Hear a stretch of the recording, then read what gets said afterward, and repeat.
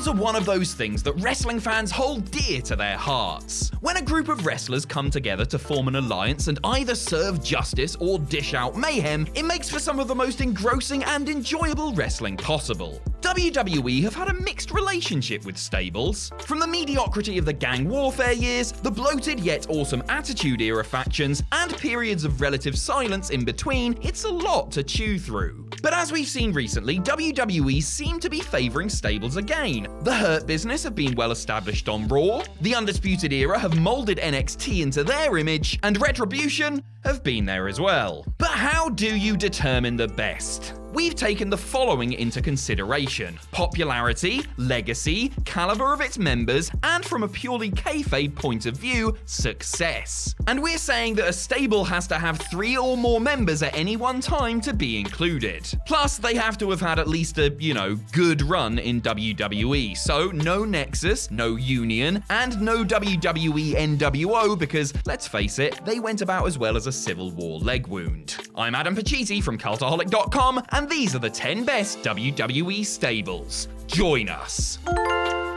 Number 10, The Alliance. Before we begin, yes, the invasion was a wasted opportunity and was pretty damn pants overall, but when you look at the membership, size, and in-ring success of the Alliance, you have to really give them some credit. The problems that face the Alliance were easy to identify, but impossible to overcome. The main stars of WCW, like Ric Flair, Goldberg, the NWO, and Scott Steiner, weren't financially viable due to their ridiculous ongoing Time Warner guaranteed contracts, and even if they were signed up, there was probably no way that Vince McMahon was going to make them look good. But still, 27 title reigns came the Alliance's way, and it's not surprising when you see who was involved. You had former world champions like Diamond Dallas Page, Mike Awesome, and Raven, future world champions like Rob Van Dam, Bubba Ray Dudley, and Christian, and future Hall of Famers like 5-time WCW champion Booker T, and a little-known wrestler called Stone Cold Steve Austin. On paper, that is perhaps the greatest assembled lineup of wrestlers ever, but then you have to remember that Shawn Stasiak was also involved, as 2 were chronic. Ugh. Number 9, the Nation of Domination. Originally part of WWE's crap gang wars of 1996, the Nation of Domination slinked away and became one of the most revered stables of all time. Originally wrestling's equivalent of a cross between the Nation of Islam and the Black Panthers, NOD was founded by Farouk to highlight injustices faced by people of colour. They were militant and they took no crap, but truth be told, they were a little bloated. It was when Farouk trimmed the fat that the Nation truly took off. You had the smug D'Lo Brown, powerhouses Mark Henry and Kama Mustafa, and the jewel in the crown, Rocky Maivia. Fresh from his dire babyface run, Rocky was ticked off, cocky, arrogant, and quickly became a huge star. With him and Farouk jockeying for position as leader while absolutely battering their foes like Ken Shamrock and DX, the Nation became must-see, and a reason why modern WWE fans miss the time when WWE could actually book compelling mid-card storylines. Eventually, Farouk was turfed out as Rocky became even more of a dickhead as The Rock, and Owen Hart joined in too, because why not? Number 8, The New Day.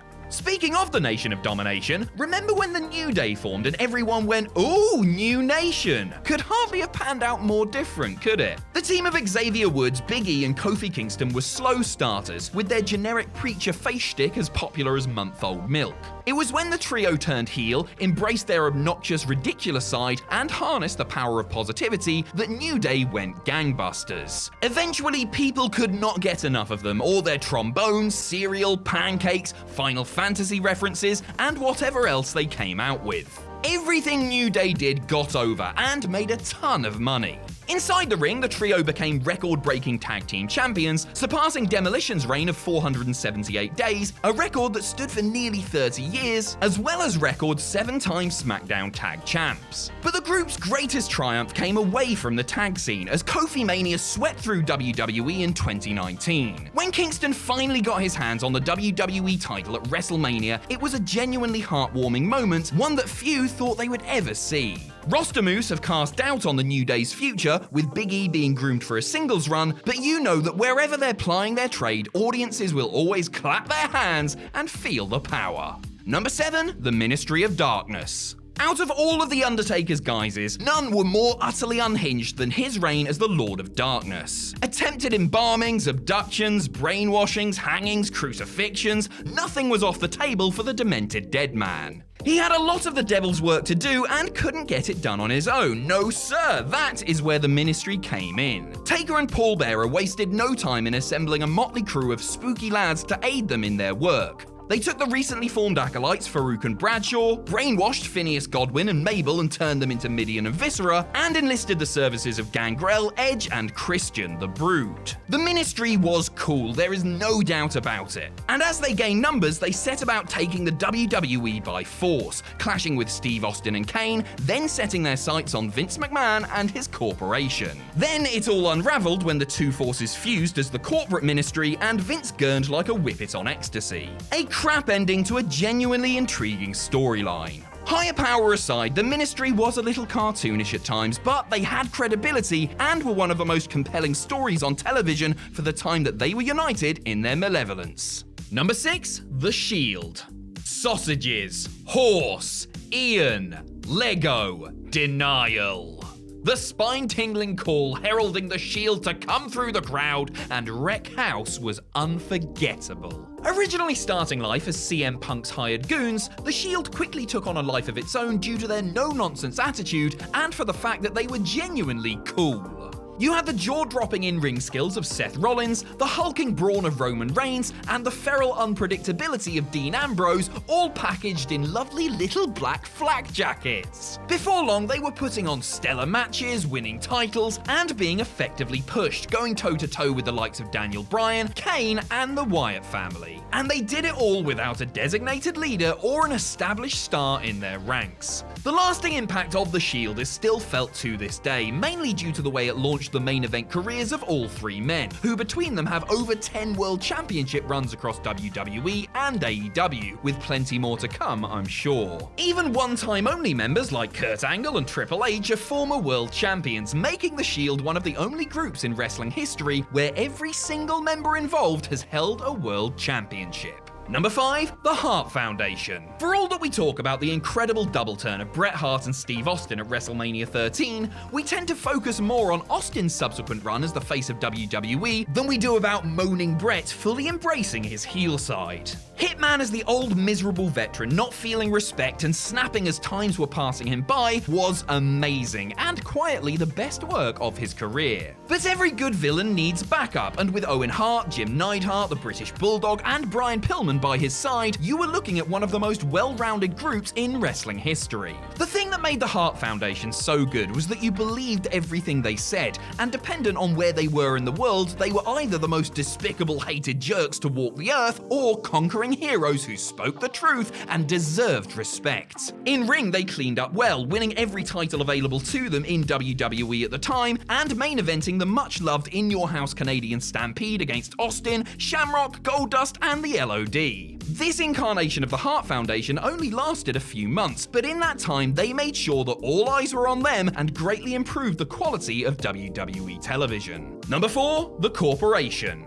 Mr. McMahon is an absolute bastard. A power-mad, almost anti-Christ-like figure pulling all the strings in WWE, he became one of the biggest heels we'd ever seen in his battles against Steve Austin in the late 90s, but time and time again, Austin slapped McMahon silly, prompting Vince to pull his finger out and assemble a crew to do his nefarious bidding. Cue the Corporation. No, not Ted DiBiase's average group, but the one that featured the likes of Ken Shamrock, The Big Show, The Rock, Shawn Michaels, Triple H, Chyna, Shane McMahon, and of course, the Mean Street Posse. The Corporation finally gave The Rock the opportunity to truly flex his heel muscles after his amazing work in the Nation of Domination, as the corporate champ held the WWE title 3 times and cemented himself as a main eventer. Triple H also got properly groomed for his decades-long run atop the WWE with his work in the Corporation at a time when he was considered one of the unsung heroes of WWE. Seems almost weird saying that with 2 decades of hindsight, doesn't it? Arguably though, one of the Corporation's greatest successes didn't actually involve one of its members, as without them, would Mankind have ever been WWE champion? The aim of any heel stable is to promote the babyface they're warring with, so on that basis alone, job's a good un. Number 3, the Heenan Family. In this humble YouTube dickhead's opinion, Bobby Heenan is without question the greatest manager in wrestling history. Conniving, mean-spirited, and sharp as a tack, the Weasel was the perfect mouthpiece to get heels over as fans paid their hard-earned money to see Heenan and his stooges get their backsides handed to them. His assembled crew of clients, employees, and hangers-on was known as the Family and wreaked havoc across the AWA, NWA, GCW, and WWE. Although his family in AWA held several major championships, it was his villainous endeavors in WWE that cemented the family's legacy. Paul Orndorff, King Kong Bundy, and Harley Race were some of the names involved as Heenan grew in stature, leading to his greatest acquisition, Andre the Giant. The brain-corrupted uber babyface Andre and was in his corner at WrestleMania 3 during his legendary showdown with Hulk Hogan. The Hulkster emerged victorious, but it only made Heenan scheme more, enlisting Rick Rude and the Brainbusters as he sought to take over WWE, eventually managing world champion Ric Flair. Don't ever call the Family a stable though. Like Heenan himself once said, a stable is a place where you keep a bunch of fly-infested horses. Number 2, Degeneration X. Are you ready? Now, I can already see the comment section blowing up at Degeneration X being at number 2, but let's be honest, for half of its existence, DX wasn't that great.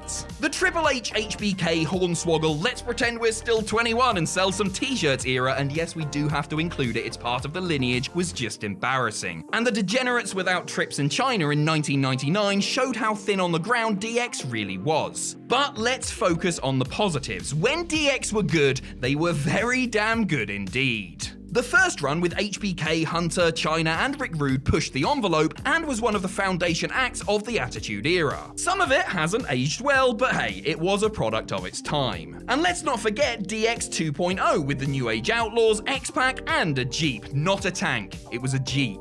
They were the hottest thing since the surface of Venus and inspired millions of kids to get detention by telling their teachers to, well, you know. Again, some of their more boundary-pushing antics have not aged well, X-Pac in blackface, but at a time where wrestling was the coolest thing on the tube, there weren't many acts legitimately cooler than DX. Number 1, Evolution. As Triple H set about getting the world title scene in a chokehold, he realized that he needed the past and future of wrestling to help him assert dominance. And he was also a massive mark for the vintage Four Horsemen. Hence, Evolution. What started as Triple H living out his childhood fantasy of being a horseman became the most dominant force that WWE had ever seen, breathing new life into a Ric Flair who had lost his mojo, and most importantly, created two legitimate main eventers in Randy Orton and Batista. They were the perfect heels, no cool cockiness of the NWO or DX, just a gang of 4 spoiled sport ruffians who made it their mission to get booed out of the building and scoop up every title on offer. And they did just that. Hunter had his reign of terror with the big gold belt, Batista and Flair held tag gold, and Orton as Intercontinental Champ was someone you wouldn't tire of slapping. It all eventually fell apart though, but it was for the best. Granted, Orton's first run as world champion was a damp squib, but the payoff to the whole angle when Batista gave his thumbs down was just beautiful. And for all those still bitter about DX being in at number 2, let me end all doubt for you. Between them, the 4 members of Evolution have 50 world title reigns. Yes, you heard me correctly, 50. That's just obscene.